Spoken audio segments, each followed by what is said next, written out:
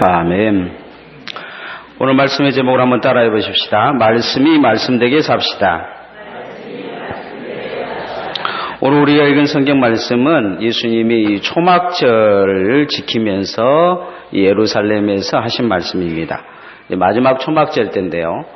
다들 초막절 올라갔는데 예수님만 안 올라가셨어요. 그래서 이 동생들이 왜 안 올라가냐, 그렇게 올라가라 그러니까 너희들 올라가라, 나는 안 올라간다, 그렇게 말씀하시다가 이제 조용히 초막절에 올라오셔서 예수님이 지금 이 말씀을 전하는 그런 내용이 나와 있습니다.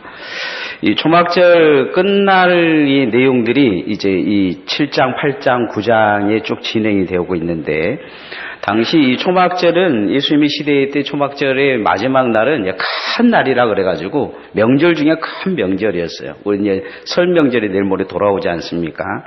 그런데 제단에다가 이제 다른 때는 기름을 붓는데 이때는 실로암 못에서 이 금주전대에다가 실로암 물을 떠다가 이렇게 붓습니다. 제단에 부어서 이렇게 번제를 부드리는 그런 일들을 하는 것입니다.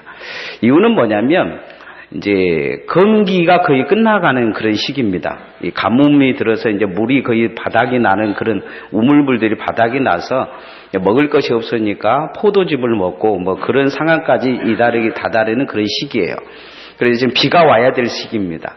그렇기 때문에 엘리야 시대에 제단에 물을 부었을 때 비가 쏟아진 것처럼 그런 비가 오기를 기다리는 그런 마음으로 이제 예배를 드리고 있는 거죠.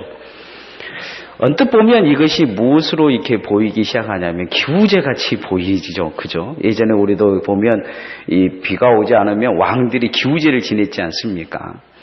그러니까 이제 간절한 마음이 있었겠죠. 이제 비가 올 때가 되지 않았습니까? 이 초막절이 끝나면 이제 비가 와야 되는데, 그런 마음으로 이렇게 번제를 드리고 있는데 예수님의 마음에 이게 되게 들지는 않았던 것 같아요.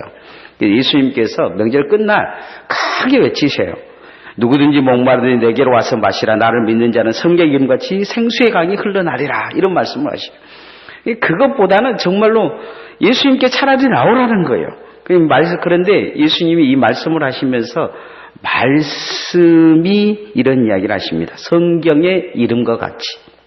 이 말씀이 말씀되게 살아나는 요구를 계속 하시는 내용이 오늘 우리가 읽었던 내용에도 나온 것을 볼 수가 있습니다.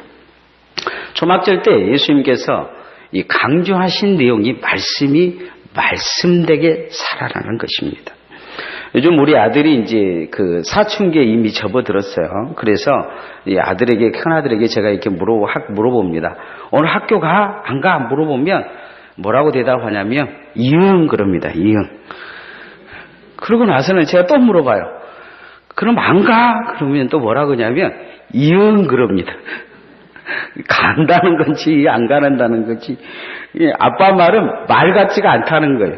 그리고는 왜 그렇게 대답해? 그러면 또 그럽니다. 이응 그럽니다. 이게 귀찮다는 거죠. 가든지 말든지 냅두라는 거예요. 오늘날 우리가 하나님의 말씀을 너무 많이 듣고 이렇게 경험하다 보니까 이 말씀이 말씀으로 잘 들려지지 않는 거예요. 오늘 예수님의 말씀이 그 말씀이에요. 그렇게 많이 말씀을 가지고 있고 알아듣는다 그러고 예수님의 말씀이 좋다 그러고, 그럼 무슨 소용이 있냐는 거예요. 정말 말씀이 말씀되어지냐, 이렇게 묻고 있는 것입니다. 모태똥이 중국을 통치할 때 문화혁명이 일어났습니다. 그때는 이제 고서고 뭐고 성경 이거 다 태워버렸어요. 지하교에 있는 성도들이 성경을 다 뺏어다가 태워버렸습니다. 이 성경이 없는 거예요. 이 성경을 보내달라고 이 예국에다 요청을 해도 이 봉쇄를 해버렸기 때문에 성경 들어갈 구멍이 없습니다. 그때 극동방송이 성경을 읽어주기 시작했습니다. 성경을 받아 쓸 수 있도록. 몇 시간 성경을 읽어줬는데 마지막 요한계시록 22장을 읽어준 그날 편지 한 통이 왔어요. 어떤 사람이 성경을 받아 적었는데 한 장을 못 받아 적었다는 거예요. 그날 방송 상태가 안 좋아서 사무엘상 15장을 못 받아 적었다는 거예요. 그래서 사무엘상 15장만 한번 다시 들려주면 어쩌냐 그랬어요. 이 아나운서가 떨리는 목소리로 울먹이면서 그 사무엘상 15장을 다시 읽어줍니다. 천천히 읽어줘요. 그러자 얼마 후에 다시 편지가 왔어요. 할렐루야, 하나님 감사합니다. 이제 저도 성경을 가질 수 있게 되었습니다. 그러나 나의 성경은 한 짐이 됩니다. 무엇으로 썼냐면 붓글씨로 쓴 거예요. 여러분 붓글씨로 받아 썼으면 그 성경이 제가 보기에는 보지는 않았지만 집에 한 방은 가득했지 않을까 그런 생각을 해봅니다. 붓으로 그래 받아 적은 그 성경을 그 사람은 가지고 있으면서 한동안 울었다고 이 편지에 적었다고 합니다.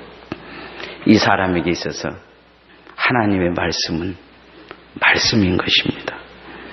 우리를 이 땅에 살면서 하나님의 말씀이 말씀되어지기 위해서 그렇게 말씀을 사모해야 될 줄 믿습니다. 오늘 주님 말씀하신 내용 중에 하나님의 말씀이 말씀되기 위해서는 하나님의 뜻을 이루려는 마음이 그 사람 마음에 있어야 하나님의 말씀이 되어진다 이렇게 요구하고 있습니다. 따라하십시다. 마음이 있어야 합니다. 마음이 있어야죠. 이 초막절 분위기가 한참 무릎 읽은 중간에 예수님이 성전에 올라가셔서 말씀을 전하자 이 듣는 사람들이 깜짝 놀랍니다. 왜냐하면 예수님은 납비 교육을 받은 사람도 아니에요.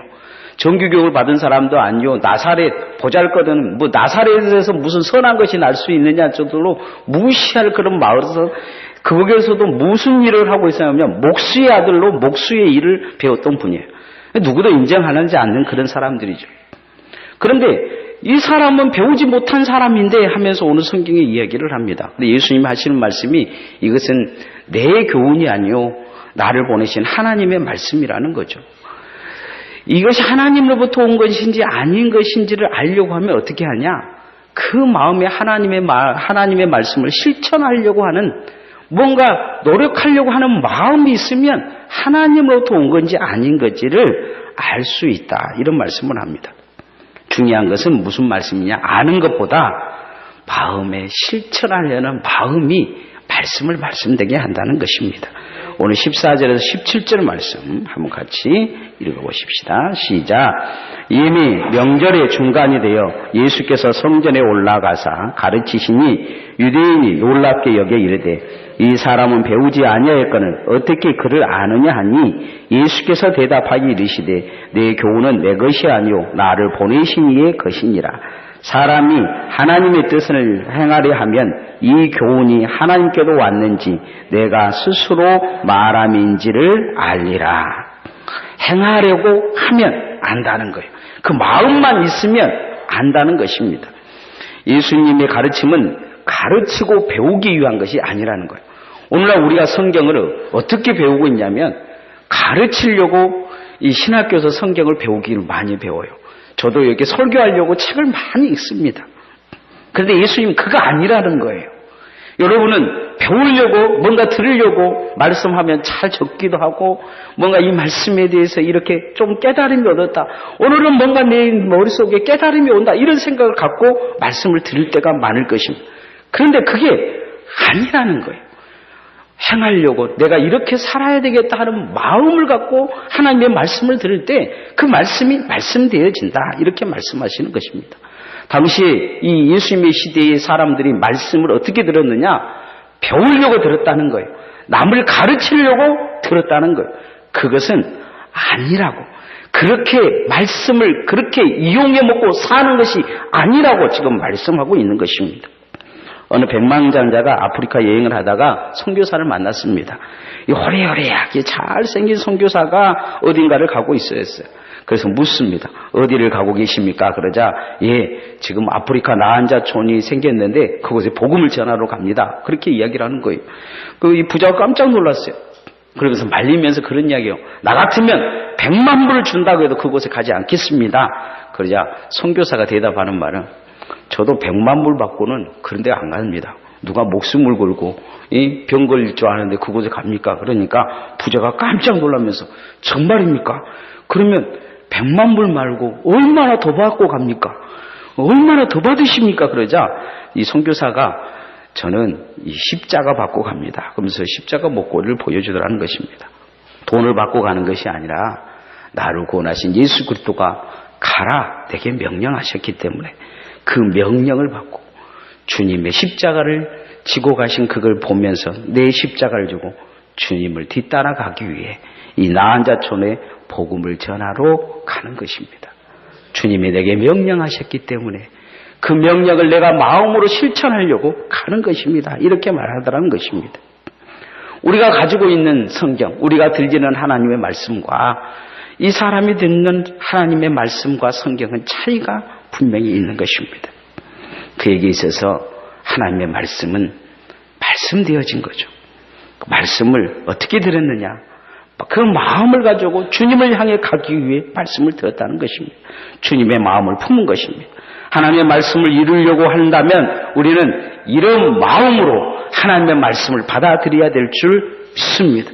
주여 말씀하옵소서 내가 그렇게 살겠나이다. 주여 말씀하옵소서 내가 그렇게 행하겠나이다. 우리 마음에 그런 마음으로 하나님의 말씀을 들을 때 내게 하나님의 말씀은 내게 와서 말씀이 되어질 줄 믿습니다.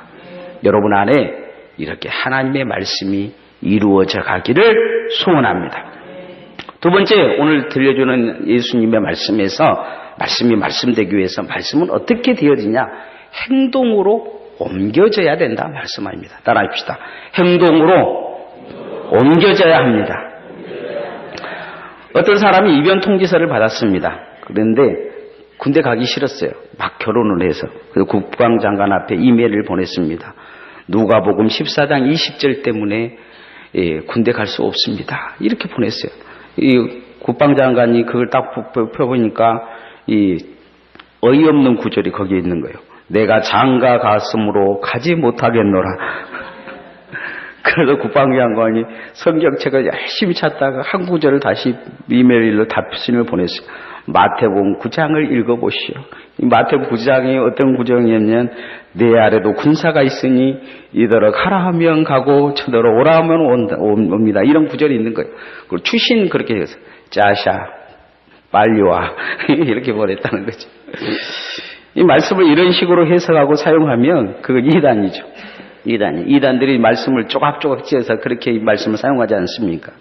예수님의 시대의 사람들도 이 말씀을 자기 이 방식대로 해결해서 자기가 원하는 방식대로 나의 삶을 방어하는 방식대로 말씀을 해석하고 적용하는 것을 보게 됩니다. 오늘 성경 이제 읽고 지나면 이제 8장의 내용이 나와요. 8장에 보면 초막절에 하이라이트라는 사건이 일어납니다. 그건 뭐냐면 간음한 여인을 데리고 예수님께 데려오는 것입니다. 이 초막절 마지막 날은 올라이트 축제를 합니다. 어제도 보니까 우리 그 중고등부 애들 순회를 교회에서 했는데 보니까 4시까지 앉아더라고요. 4시까지. 제가 그래서 4시에 나타나서 강제로 재웠어요. 강제로 재우니까 한 5분 만에 애들 코 골더라고요. 올라이트를 하는 거죠. 이 초막절 마지막 날 올라이트를 하면서 여인의 뜰에서 제사장들도 나오고 젊은이도 나와서 막 춤을 춥니다. 언제가 제가 이렇게 주일날 오후에 유대인들 예배를 한번 보여주었지 않습니까? 막 춤추는, 막 그런 데서 춤을 춰요. 그러면서 뭐라고 춤을 추냐? 이 어르신들이, 노인들에게 너희들이 싸가지 없이 구운 거 내가 용서해 주겠다. 이렇게 아멘 하고, 또 어른들, 젊은 사람들이, 어른들이, 막 나무라고, 그런 것들도 용서해 주겠습니다. 그러면서 서로 죄들을 막 어린아이부터 어른들까지 다 죄를 용서하는 용서의 축제를 합니다. 근데 이거 용서의 축제가 다 끝나고 이제 그 초막절 때라 그래서 이 촛대가 4개 있는데 4개를 딱 끄면 이 축제가 끝나요. 그 끝날 쯤에 다들 용서해 주겠다고 그 춤추는 그 끝날 쯤에 간음한 여인을 데리고 온 거예요. 그러면서 어떻게 하면 좋냐? 이렇게 얘기해요. 어떻게 하면 좋냐? 율법대로 만약에 이 사람을 돌로 쳐 죽이라면 예수님은 정말 사랑이 없는 자요 메시아가 아닌 것입니다. 그런데 율법을 어기고 놓아주라고 하면 또 율법을 어기는 것이 되지 않습니까? 그래서 예수님이 명판결을 내리십니다. 죄 없는 자가 돌로 치라. 그런 얘기를 하셔요. 이게 다 하나씩 도망을 가요. 밤새 용서하다가 얼마나 마음이 깨름직했겠어요. 주님이 보니까 아무도 없으니까 나도 너를 정죄하려니 하지 않으니 다시는 가서 죄를 짓지 말라. 이렇게 하십니다. 밤새 용서의 노래를 부르면서 자신의 죄는 용서받기를 원했던 사람들이 밤에 예수님을 모함하고 죽이려고 간음한 여인을 잡아다가 예수님 앞에 놓은 것입니다. 그 밤에 이 여인이 간음했겠습니까? 아마 어디다 가다 놓고 돌로 쳐 죽이려고 준비해 놨을 것입니다. 근데 그날 밤에 풀어주지 않고 그 밤이 지나가기를 기다렸다가 예수님께 데리고 온 것입니다. 용서하지 못하는 모습, 그리고 자신은 용서의 축제를 누리고 있는 모습, 이게 우리의 모습이 아닐까 생각해 봅니다. 그러나 주님은 용서하시며 그 여인을 구해 주시는 것을 볼 수 있습니다. 이 아주 비교적인 이 모습 속에서 어떤 사람들은 어떤 주님은 말씀대로 살려고 애를 쓰지만 어떤 사람은 말씀이 말씀되지 못하게 하는 것을 볼 수가 있습니다. 주님을 통해서는 말씀이 빛으로 나타나지만 그 밤에 그 말씀을 이용해서 자신의 것은 용서받으며 남의 죄는 용서하지 않고 정지하고 죽이려고 했던 이 사람들에게 있어서는 하나님의 말씀은 죽음의 칼로 사용되어지는 것을 보게 됩니다. 하나님의 말씀은 생명을 살리는 행동으로 나타나야 됩니다. 오늘 18절에서 21절 말씀을 한번 같이 이렇게 교독해 보십시다. 스스로 말하는 자는 자기 영광만 구하되 보내신 이의 영광을 구하는 자는 참되니 그 속에 불의가 없느니라. 모세가 너희에게 율법을 주지 아니하였느냐? 너희 중에 율법을 지키는 자가 없도다. 너희가 어찌하여 나를 죽이려 하느냐? 무리가 대답하되 당신은 귀신이 들렸도다. 누가 당신을 죽이려 하나이까? 예수께서 대답하여 이르시되 내가 한 가지 일을 행하며 너희도 다 이로 말미암아 이상히 여기는도다. 유대인들이 생명처럼 여긴 게 뭐였냐? 율법이었다는 거예요. 근데 그들은 율법을 율법대로 살지 않습니다. 늘 무슨 일을 하면 뭐든지 얘기하면 율법대로, 우리도 그럼 가끔 뭐 회의하면 법대로 이렇게 얘기할 때가 많지 않습니까? 그런데 이 율법을 최고의 자긍심으로 갖고 자랑으로 살고 있는 이 사람들이 그 율법이 행동으로 옮겨지지 않는다 이렇게 말씀합니다. 이 말씀이 이렇게 말씀을 오늘 이야기했는데 8장에서 바로 이 주님의 말씀이 예언처럼 그렇게 행동이 나타나고 있는 걸 보게 돼요. 가늠한 여인을 데리고 행동으로 옮겨버리는 모습을 보여줍니다. 주님은 말씀이 행동으로 나타나기를 원하는데 말씀을 거역하는 행동이 그들의 삶 속에서 나타나는 모습을 보게 됩니다. 예수님은 오늘 그런 이야기를 하셔요. 너희는 왜 나를 죽이려 하느냐? 그러니까 이 사람들이 깜짝 놀래요. 왜냐하면 그 속에 있는 게 드러났어요. 겉과 속이 다르다는 거죠. 이 사람들이 그렇게 자기들끼리 모여서 죽이자 말자 이렇게 의논해놓고 언제 너희 왜 죽이려고 하니까 그러니까 이야기해요. 언제 우리가 당신을 죽이려고 했습니까? 이런 이야기를 합니다. 그러면서 저 사람이 헛소리한다, 귀신 들렸다 그런 이야기를 하는 걸 보게 됩니다. 요한복음 8장에 이 가늠한 여인의 사건에서 보듯이 말씀을 잘못 이용하면 사람을 죽일 수도 있습니다. 그러나 주님은 말씀은 생명이 있다 말씀하십니다. 내 말을 먹는 자는 살리라 그렇게 말씀하셔요. 그리고 이 말씀을 통해서 만민이 구원을 얻으리라 이렇게 말씀하고 계십니다. 말씀에 생명이 들어있으므로 그 말씀의 행동으로 옮기면 말씀을 통해서 살아나는 역사가 나타날 줄 믿습니다. 1989년 11월 9일 날 이 동독의 베들린 장벽이 무너졌습니다. 28년 만에 무너졌는데 이것은 무슨 우리가 알고 있는 것처럼 막 회담을 해가지고 이렇게 무너진 게 아니에요. 아주 우연의 사건으로 무너집니다. 당시 동독스의 이제 이 경제가 안 좋으니까 이 해외 여행객을 받아들이며 또 이 동독 사람들이 해외로 여행 갈 수 있도록 처음으로 법을 개정을 했습니다. 그래서 서독으로 여행을 갈 수 있다 이렇게 이야기를 했어요. 근데 이탈리아에 있는 한 기자가 이것을 기사를 뭐라고 썼냐면 동독 사람이 서독으로 이렇게 여행을 갈 수 있으니까 베를린 장벽이 무너졌다고 쓴 거예요.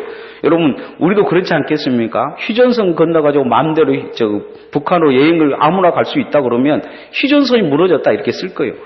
베를린 장벽이 무너졌다 그러는데 이탈리아 사람들은 무덤덤했어요. 자기 나라 생각이. 근데 이 소문이 이 동독 사람들에게 퍼진 거예요. 여행을 갈 수 있다 그러니까 갑자기 이 베를린 장벽으로 동독 사람들이 다 몰리기 시작한 것입니다. 서독 사람들도 몰리기 시작했어요. 그리고는 그 많은 군중이 우리가 오늘 가자 하고 발포됐으니까 오늘 가자 하고 이렇게 이 철조망으로 뛰어들기 시작한 것입니다. 그래 이 상부에 연락받지 못한 군인들이 쏠 수가 없어 놔뒀어요. 그래가지고 이 베를린 장벽이 그날 무너져 버린 것입니다. 28년 만에 갑자기 무너진 거죠. 사람들이 행동하자 무너진 것입니다. 하나님의 말씀은 이와 같습니다. 말씀 그 자체로도 능력이 있지만 말씀은 어쩔 때 강한 파괴력을 가지고 있냐? 하나님의 말씀을 가지고 말씀을 품고 행동하면 말씀은 역사를 일으킵니다.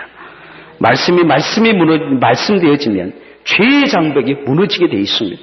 사막의 장벽이 무너지게 되어 있습니다. 어둠의 장벽도 무너지고 사단이 쳐는 모든 그런 사단의 장벽도 무너질 것입니다. 말씀이 되어질 때 질병의 장벽도 무너지는 것입니다. 그리스도인들은 하나님의 말씀을 가지고 행동함으로 이 장벽들을 무너뜨려야 될 사람들입니다. 행동하는 신앙, 그 신앙의 생명의 역사를 일으키는 것입니다. 오늘 예수님이 이 바리새인들과 서기관들과 이 초막절에 참석한 이 유대 지도자들에게 하고 싶어 하시는 말씀이 그겁니다. 왜 역사가 없느냐? 왜 주님에게는 역사가 나타나느냐? 말씀에 행동함이 나타나지 않는다는 것입니다. 하나님의 말씀은 살았고 운동력이 있다 말씀하십니다. 우리가 살았고 운동력이 있는 하나님의 말씀을 내가 행동함을 통해 역사되어지기를 소원합니다. 마지막으로 하나님의 말씀이 말씀되기 위해서는 열매를 맺어야 됩니다. 말씀은 열매로 나타나야 됩니다. 따라합시다. 열매를 맺어야 합니다. 어떤 이 구멍가게를 하고 있는 분이 이 새로 오신 이 목사님을 아주 칭찬을 했어요. 설교를 너무너무 잘한다고. 그래서 이제 그 다른 교회 집사님이 그분에게 물은 거예요. 아니, 그 목사님 설교 들어보셨어요? 어떻게 잘하거든요. 그렇게 자랑을 합니까? 못 들어봤다는 거예요. 자기는 못 들어봤다. 주일날 너무 바빠서 교회 나가지 못한다. 그렇게 얘기를 했어요. 그러자 그 다른 교회 집사님, 아니 설교도 안 들어보면서 어떻게 설교를 그렇게 잘한 줄 아냐고 그렇게 이야기하니까 이 구멍가게 하신 이 어르신이 하시는 말씀이 그 목사님이 오고 나서 그 교회 교인들이 다 예산값을 갚더라는 것입니다. 우리 교회도 예산값 잘 갚으시기를 소원합니다. 요한복음 9장에 보면 이 8장이 지나고 나면 9장에 보면 이 예수님이 예루살렘 성에 갔을 때 한 소경을 만납니다. 예수님이 소경을 만나면 그 다음에 무슨 일이 일어나겠습니까? 이 교회를 안 다니는 사람들도 다 합니다. 소경이 눈을 뜬 것입니다. 고쳐주신 것이죠. 근데 특이한 것은 다른 소경들은 그냥 눈 떠주시는데 이 소경에게는 이 침을 흙에다 뱉어가지고 진흙을 이 눈에다가 한참 발라버리십니다. 그리고는 뭐라고 이야기하시냐면 실로암 연못에 가서 씻으라 이렇게 하십니다. 실로암 연못에 가서 씻으니까 눈이 떠진 것이죠. 그런데 그날이 어떤 날이냐? 안식일이었어요. 안식일. 이 안식일 날은 아무것도 하면 안 됩니다. 그래서 이 예수님도 이 유대인의 규정에 안식일을 어겼고 이 눈뜬 소경도 어긴 것입니다. 예수님은 침 뱉어가지고 흙으로 이렇게 발라버렸지 않습니까? 그리고 이제 가서 이게 씻는 것도 하지 말아야 되고, 그런데 가가지고 이 실로암 연못에 가가지고 아무도 없는데 거기 가서 물로 이렇게 씻고 이 일을 한 것입니다. 이 일을 조사하기 위해서 이 조사관들이 파견이 됩니다. 그리고 예수님이 한 거에 대해서 이야기하고 뭐 그렇게 좀 얘기를 합니다. 그런데 이 예수님을 이 소경에 부인하지 않고 두둔하자 출교해 버립니다. 당시에 출교는 사형선과 같습니다.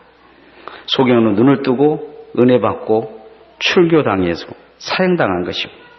출교당한 그에게 주님은 다시 나타나서 생명의 복음을 전해주십니다. 주님은 말씀으로 구원을 맺어가고 있는데 말씀을 줄줄 외우고 있던 그 시대의 바리새인과 서기관들은 그 말씀으로 사람을 억압하고 자신들의 보호막으로 사용하고 있었던 것입니다. 죽음의 열매를 맺어가고 있는 것입니다. 오늘 우리는 하나님의 말씀이 내 안에 와서 생명이 되어주고 다른 자를 구원하는 길로 인도하고 있습니까? 아니면 자꾸 말씀이 정죄되고 비판되어지는 것으로 더 사용해서 칼처럼 다른 사람들에게 빗으로 사용하고 있습니까?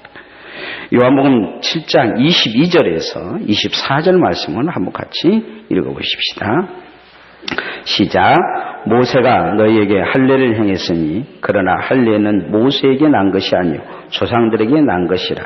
그러므로 너희가 안식일에도 사람에게 할례를 행하느니라. 모세의 율법을 범하지 아니하려고 사람이 안식일에도 할례를 받는 일이 있거든 내가 안식일에 사람의 전신을 깨 건전하게 하는 것으로 너희가 내게 노여하느냐. 예모로 판단하지 말고 공의롭게 판단하라 하시니라. 주님은 생명의 열매를 내가 맺기 위해서 그렇게 살고 있는데 너희들에게 있어서는 과연 무엇을 위해 그렇게 사느냐, 이것을 말씀하고 있는 것을 볼 수가 있습니다. 계란에는 무정란과 유정란이 있다고 합니다. 무정란과 유정란의 차이는 뭐냐? 안에 생명이 있냐 없냐의 차이입니다. 달걀을 부화하면 병아리가 나오면 유정란이고 병아리가 없는 것은 무정란입니다. 우리는 어떻습니까? 우리가 가지고 있는 말씀에는 생명이 있습니다. 우리는 이 말씀을 누군가에게 전하면서 그가 구원받기 위해, 바로 세워지기 위해, 하나님의 일꾼 되기 위해 사용하고 있습니다. 아니면 내 신앙이 좋다는 것, 내 신앙이 바르다고, 내 생각이 바르다고 그러면서 남을 비판하고 내가 너보다 낫다는 건 생각을 가지고 그것을 가지고 가감히 누군가를 그렇게 힘들어하고 고통스럽게 하고 있습니까? 주님의 말씀이 우리 안에 생명의 열매가 되어지기를 소원합니다. 경상도 시골에서 목회하시는 어떤 목사님이 서울에 있는 큰 교회 가서 설교를 하시고 나서 마지막 축도를 했는데 사람들이 다 웃으면서 감동을 받았다고 합니다.